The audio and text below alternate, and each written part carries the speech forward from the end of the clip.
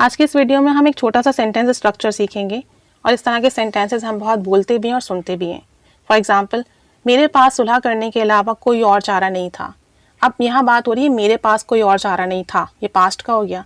Present में भी कह सकते हैं कि मेरे पास सुलह करने के अलावा और कोई चारा नहीं है। जब आप इस तरह से बोलेंगे मेरे पास, तुम्हारे पास, उसके पास, तो हम सब्जेक्ट यूज़ करेंगे I, you, we, they, he, she, it. उसके बाद आपका या तो हैव आएगा या हैज़ आएगा। आई, यू, वी हो तो आप हैव यूज़ कीजिएगा, ही, शी, इट हो, सिंगुलर नाउन हो तो हैज़ यूज़ कीजिएगा। फिर आप कहेंगे no other way, no other way, फिर आएगा बट और फिर आएगा टू और फिर वर्ब की फर्स्ट फॉर्म। ठीक है। और अगर पास्ट हो तो आई के बाद हैड यूज़ कीजिएगा, यानी सब्जेक्ट के बाद हैड यूज़ कीजिएगा। सिंपल सब्जेक्ट, फिर हैव, हैज़ या हैड आ जाएगा, फिर no other way but to, ये फिक्स है। उसके बाद वर्ब की फर्स्ट फॉर्म। सेंटेंस देखिए, मेरे पास सुलह करने के अलावा कोई और चारा नहीं था, तो मैं कहूँगी आई हैड, पास्ट है तो हैड आ जाएगा। आई हैड, फिर फिक्स फ्रेज आ जाएगा no other way but to. I had no other way but to reconcile, सुलह करना, reconcile. I had no other way but to reconcile.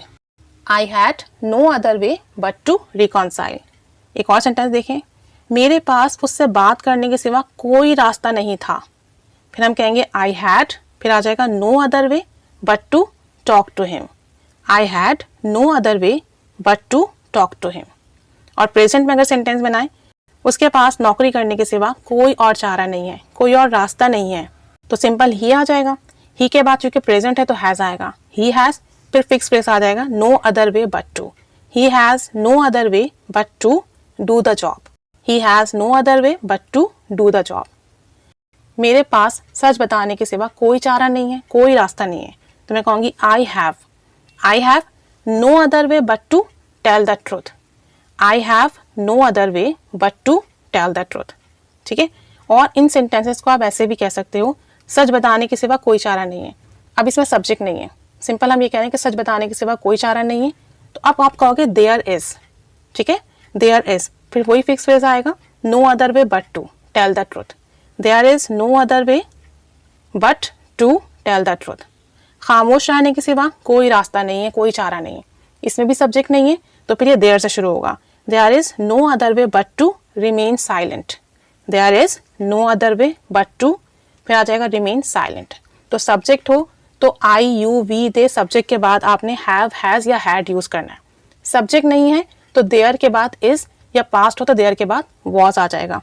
जैसे कि मैं कहूँ कर्जा लेने के सिवा कोई चारा नहीं था, कोई रास्ता नहीं था, तो मैं कहूँगी there was no other way but to take a loan. There was no other way but to take a loan.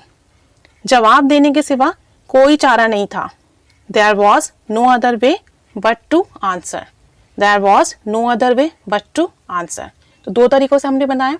Subject हो तो आपने सब्जेक्ट के बाद हैव, हैज़ या हैड यूज़ करना है, फिर आपका फिक्स फ्रेज आ जाएगा no other way but to, फिर वर्ब की फर्स्ट फॉर्म।